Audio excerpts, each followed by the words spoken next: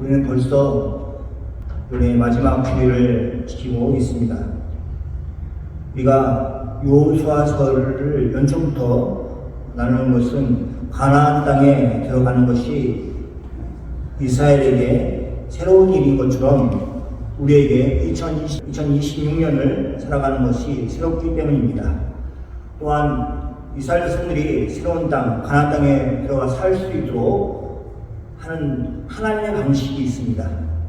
우리가 2026년에 살아가면서 그 방법을 익혀서 우리 몸에 체득을 하여서 그것을 실천하며 살아가기 때문에 우리가 이 말씀을 나누는 것입니다. 지난주에 살펴보았던 것은 요단을 건너는 이스라엘을 보았습니다. 이스라엘 백성들에게 그것은 낯선 일이었습니다. 무엇보다도 범람한 요단강을 건너는 것은 아무도 안 해본 일이었습니다. 그들이 광야에서 하나님께 훈련받은 것은 강을 잘 건너는 것을 배운 것이 아닙니다. 범람하였던 그 강을 잘 건너는 길을 배운 것이 아니었습니다. 그들은 광야에서 훈련받은 것은 하나님의 말씀에 순종하는 것, 순종하여 따르는 것을 배웠습니다. 그 훈련은 효과가 있었습니다. 범람한 요단강을 하나님의 말씀을 따르는 것으로, 순종하는 것으로 그 강을 건넜습니다. 이스라엘 백성들이 하나님의 언약궤를 앞세우고 범람한 요단강을 발로 걸었습니다. 물론 제사장들이 먼저 그들을 앞서서 언약궤를 메고 요단강에 들어갔습니다. 하나님이 그들의 순종을 부끄럽게 만들지 않으셨습니다. 강물이 위에서부터 멈추어 마른 땅으로 요단강을 이스라엘 백성들이 건널 수 있게 하셨습니다. 여러분, 하나님은 그런 분이십니다.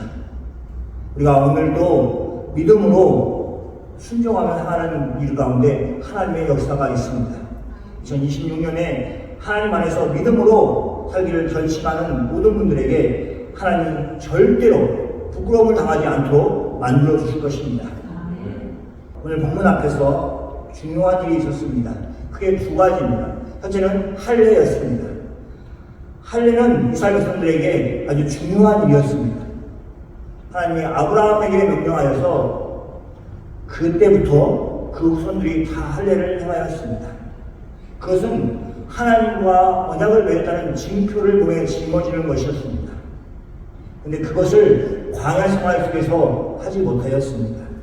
그래서 광야가 아닌 가나안 땅에 들어와서 요단을 건넜을 때 맨 처음 한 일이 할례를 행하는 일이었습니다. 하나님의 언약의 징표를 몸에 새기는 것이었습니다. 그것을 하나님 이렇게 말씀하고 있습니다. 애굽의 수치를 떠나 보내기 위한 일이었습니다. 그것은 할례를 행함으로 애굽에서 당한 수치를 하나님이 떠나가게 만드셨다는 것입니다. 물론 요단강을 건넌 사람들이 애굽에 살았던 것은 아닙니다. 그렇지만 그 조상들이 애굽에 살고 있었고 그 수치를 몸에 가지고 있었습니다. 그리고 할례를 행함으로 그것을 떠나보내었습니다. 두 번째는 유월절이었습니다. 이스라엘 백성들이 요단 동편 땅에 들어가서 처음으로 유월절을 지켰습니다. 첫 번째 유월절은 애굽에서 지켰습니다. 40년 전, 정확하게는 41년 전에 애굽에서 유월절을 보낸 것입니다. 하나님이 애굽의 장자들을 치실 때에 문설주의 그 문지방에 어린 양의 피를 바르는 사람들의 가정, 즉 이스라엘 백성들에게 구원하시는 그 방편이었습니다. 이번에는 광야 40년을 건너서 또 그리고 처음으로 맞는 41년째에 되는 해에 맞는 것이었습니다. 하나님의 약속하신 젖과 꿀이 흐르는 땅 가나안 땅에 들어가서 하나님이 이루신 일을 정말 말로만 하신 것이 아니라 실제로 이스라엘 백성들에게 실행하신 이루시는 하나님의 인하여서 그것에 감사하며 찬양하면서 유월절을 보내었을 것입니다. 오늘은 그 다음에 있는 내용을 다루고 있습니다. 그래서 신을 벗을 줄 아는 사람이 되자라는 제목으로 말씀을 드리겠습니다. 첫째, 하나님은 우리를 돕는 분이 아니라 우리의 주권자이시라는 것입니다. 여호수아는 하나님의 말씀을 따라 이스라엘 백성들에게 할례를 행하였습니다.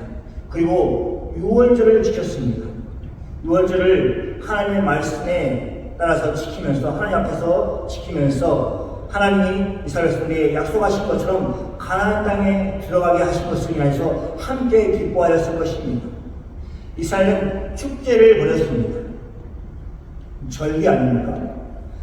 그리고 그 당시 때 그 땅에 소산을 먹음으로써 그의 기쁨을 더하였을 것입니다. 여호수아는 이스라엘의 지도자였습니다. 모세는 죽고 그리고 그 이후로 여호수아가 이스라엘을 이끄는 사람이 되었습니다.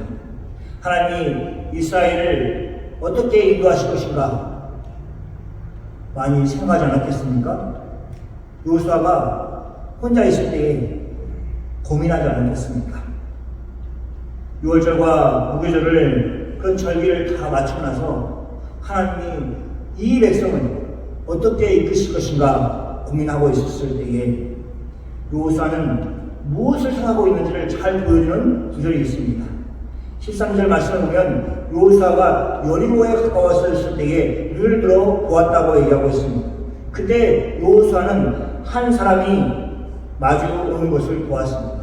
마주하는 것을 보았습니다. 여호수아가 그 사람이 보았더니 그 사람이 칼을 빼어 손에 들고 있었습니다. 여호수아는 그 사람에게 묻고 있습니다. 뭐라고 물었습니까?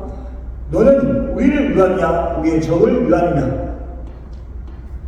여호수아의 질문은 그 당시 여호수아의 생각을 엿볼 수 있습니다. 그는 자신을 향하여서 손에 칼을 들고 있는 사람을 향해서 그 사람이 이스라엘을 위한 사람인지 아니면 이스라엘을 대적하는 사람인지 그 분별을 하고 싶은 것이 최고의 관심이었습니다. 그가 얼마나 여리고성을 점령하고 싶은지 그리고 그 전쟁이 다가오고 있다는 것을 고민하고 있는 것을 잘 보여주는 것입니다. 그러니까 적인지 내 편인지 하는 것을 분간하는 그런 상황 가운데 있었습니다. 아무나 붙들고 적이냐, 너 우리 편이냐, 아니면 적이냐 이렇게 묻지 않을 것입니다. 보통은 묻지 않을 것입니다. 근데 여호수아가 처해 있는 환경, 이스라엘이 처해 있는 환경은 여리고성이 마주하고 있는 것입니다. 그리고 손에 칼을 들고 있는 사람이 자신 앞에 섰을 때에 당신이 우리 편입니까? 아니면 우리의 대적입니까? 이렇게 물은 것입니다. 그런데 여호수아가 예상하는 질문이 있지 않겠습니까? 당신 편입니다 라고 대답을 하든지 나는 당신과 싸우려고 합니다 하든지 두 대답이 여호수아가 예상하였던 질문이었을 것입니다. 보통 그렇게 하기 때문에 그렇습니다. 그런데 칼을 빼어 손에 들고 여호수아의 맞은편에 서 있는 사람이 아니다 라고 대답을 하였습니다. 아니라 이 대답은 여호수아에게 크게 강하게 만들었을 것입니다. 그동안은 그는 마주 선 사람이 우리 편인가 저기 편인가로만 이 두 부분으로만 나누어서 생각을 하였습니다. 한 번도 내 편이 아니고 상대방의 편이 아니고 또 다른 편이 또 있다는 것을 생각하지 못하였을 것입니다. 아니라는 답변을 생각하지 못하였을 것입니다. 더욱이 이 사람이 말을 이어서 하고 있습니다. 나는 여호와의 군대 대장으로 지금 왔느니라. 이 대답은 여호수아의 예상 밖의 대답이었을 것입니다. 하나님께서 친히 군대 대장을 보내어서 앞으로의 전쟁을 직접 하시겠다고 하시는 뜻을 가지고 있기 때문에 그렇습니다. 여호수아는 지도자로서 혼자 이스라엘 백성들을 이끌어가는 책임을 지고 있지 않겠습니까? 누가 지어주지 않더라도 그거 어떻게 지고 가나 그렇게 생각하지 않겠습니까? 그런데 하나님이 여호와의 군대 대장을 보내셔서 그즘 내가 지겠다, 내가 하겠다 이렇게 말씀하시는 것과 마찬가지입니다. 우리에게는 이러한 믿음이 있기를 소망합니다. 우리 앞에 놓인 일들이 우리가 혼자의 힘으로 해결하고 애쓰는 것이 아니라 하나님이 직접 인도하시고 해결책을 주시고 싸우시는 그런 하나님이 우리 하나님이시기 때문에 그렇습니다. 하나님을 주권자로 신뢰하는 여러분이 다 되시기를 소망합니다. 두 번째는 하나님의 일하심은 무릎 꿇는 예배에서 시작됩니다. 여호수아는 칼을 들고 손에 칼을 들고 자신 앞에 마주 서 있는 사람을 보았을 때에 긴장을 했을 것입니다. 이 사람이 아군인지 적군인지 서둘러 판단할 필요가 있었습니다. 적이면 빨리 제압을 해야 되는 것이고 또 우리 편이면 환영을 할 필요가 있었습니다. 그런데 14절에 여호수아의 반응을 기록하고 있습니다. 여호수아가 그 사람을 보고는 얼굴을 땅에 대고 엎드려 절하였습니다. 이 표현은 성경에서 예배에 나오는 표현이었습니다. 예배하는 사람들이 땅에 엎드리고 절을 하는 그런 태도를 취하였습니다. 여호수아는 단순히 존경을 넘어 예배의 자세를 보여주고 있습니다.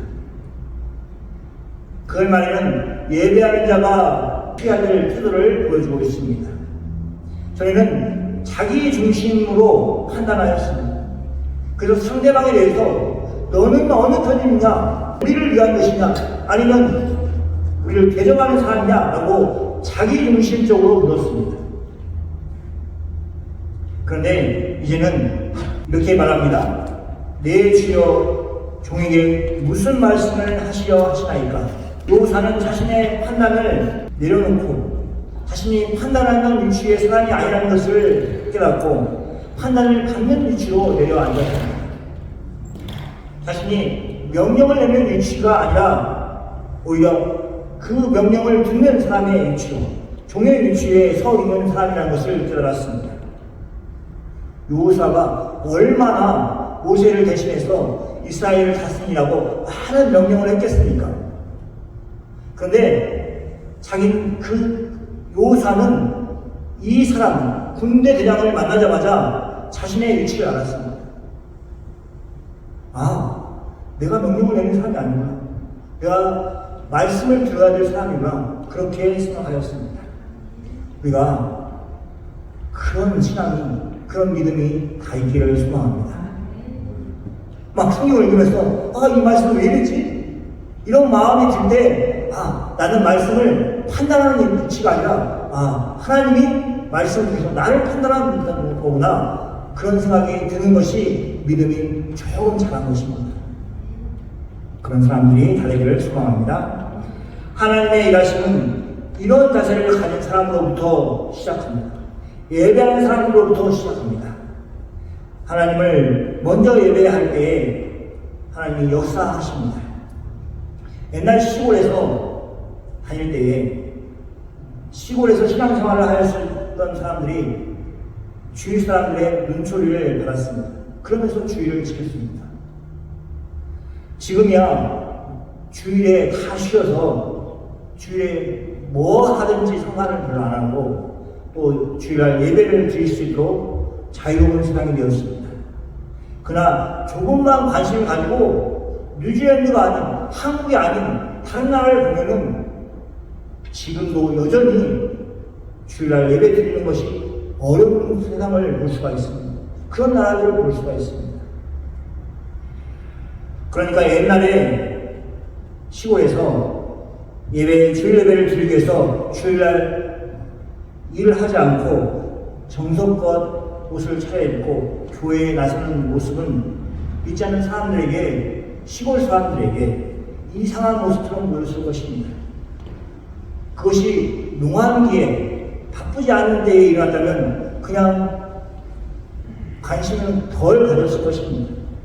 그런데 농사가 바쁜 농번기에 그렇게 하고 다니는 사람들을 보았다면 분명히 매서운 눈초리로 보았을 것입니다.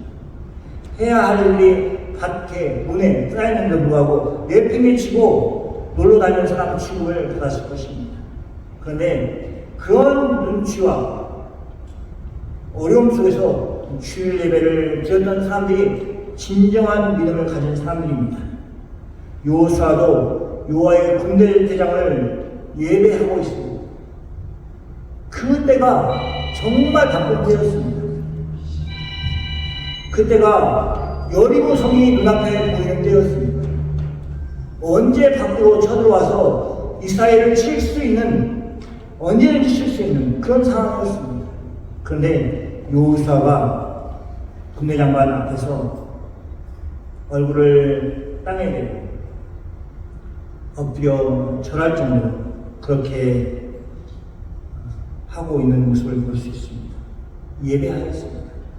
자신의 생각으로는 그분을 이끄는 것이 아니라 자신의 생각을 내려놓고 하나님의 뜻과 계획을 따라서 움직일 준비가 되어 있는 여호수아를 우리가 볼 수 있습니다. 오늘도 말씀을 드리면서 성경을 읽을 때에 또 그리고 어떤 것을 할 때에 여호수아가 보여주고 있는 그 자세를 잃지 않고 잊어버리지 않고 기억하시기를 소망합니다. 그런 예배 속에서 하나님의 일하심을 시작할 것입니다. 세 번째, 하나님은 신을 벗는 사람을 통해 역사를 시작하십니다. 분명히 여호수아는 어떤 명령이라도 시행할 준비가 되어 있었을 것입니다. 그가 여호와의 군대 대장을 향해서 보이는 반응을 우리가 보면은 정말로 여리고성을 향해서 지금 공격해라 하면은 바로 공격할 준비가 되어 있는 것 같이 보입니다. 다른 명령을 내려도 그 명령을 따라 순종하였을 것입니다. 그런 마음의 준비가 되어 있는 여호수아를 볼 수 있습니다. 그런 여호수아를 향해서 전혀 여호수아가 예상하지 못하였던 말을 하고 있습니다. 내 발에 신을 벗으라. 내 발에 신을 벗으라. 이것은 이스라엘 백성들이 여리고를 향해서 공격하여 싸우라고 하시는 말씀과 전혀 다른 것입니다. 여호와의 군대 대장이 여호수아에게 요구한 것은 그가 선 자리가 신발을 벗어야 할 만큼 거룩한 곳이었기 때문에 신발을 벗으라고 말하였습니다. 그가 발에서 신을 벗어야 하는 이유는 하나님이 임재하였기 때문에 그것이 거룩하기 때문에 신발을 벗으라는 것입니다. 이것을 우리는 모세의 경우에서 볼 수 있습니다. 모세가 호렙산에서 양을 치고 있었을 때에 떨기나무 하나가 불에 붙었습니다.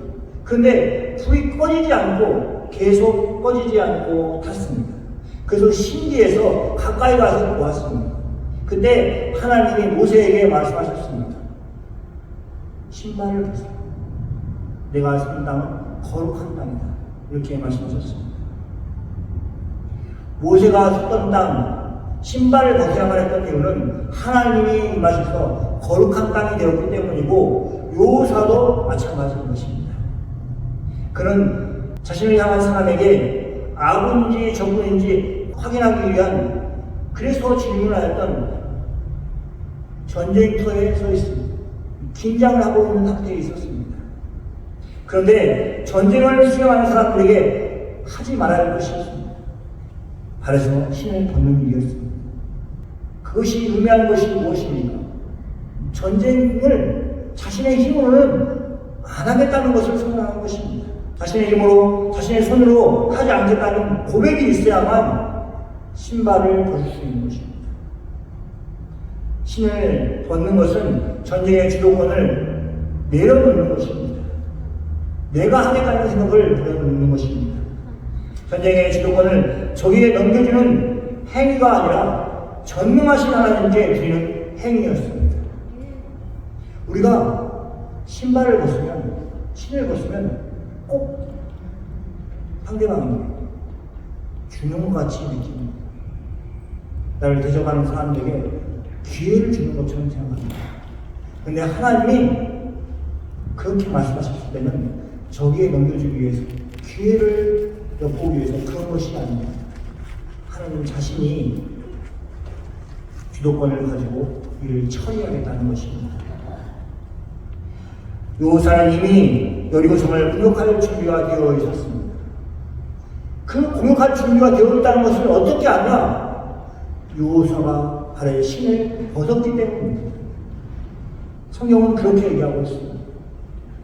요수아가 전적으로 하나님을 의지하는 모습이 어떤 것이냐? 발에 신을 벗은 것이었습니다. 그리고 그것이 요수아가 여리고성을 해서 마지막으로 준비해야 되는 일이었습니다. 요수아와 이스라엘이 전에 없는 방식으로 승리할 것을 하나님이 예시하고 있는 것입니다. 그리고 그렇게 하셨습니다. 어떻게 거대한 성을 돌기만 하고 그렇게 해서 그 성이 무너질 것이라고 생각했습니다. 근데 신을 벗어본 사람은 그런 마음이 있습니다. 그런 믿음이 있습니다. 하나님이 말씀에 순종하면 하나님 방식으로 내가 알지 못하지만 하나님이 반드시 승리를 주실 것이다 하는 그런 믿음이 있을 것입니다. 그렇기 때문에 신을 벗을 줄 아는 사람이 되어야 합니다. 2026년에 어떤 일이 펼쳐질지 우리는 잘 알지 못합니다. 하나님은 우리에게 이 일을 미리 알려주지 않은 이유가 있습니다. 하나님께 매달리라는 것입니다. 그래서 아무리 과학이 발전해도 타임머신이 또 아니면 미래를 예측하는 것이 한계가 있을 것입니다.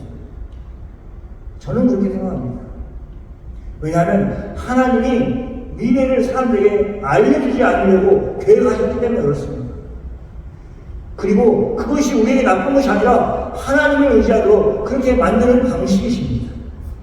그러므로 앞으로 어떤 일이 일어날 것인가 예측하는, 그러기 위해서 예쓰는 삶이 되기보다는 전능하신 하나님을 더욱 신뢰하는 데에 힘쓰는 그런 사람들이 다 되시기를 소망합니다. 하나님이 발에서 신을 벗으라고 하면 벗을 줄 아는 그런 경험이 있는 우리 모두가 되기를, 2026년도에 그런 사람들이 되기를 소망합니다.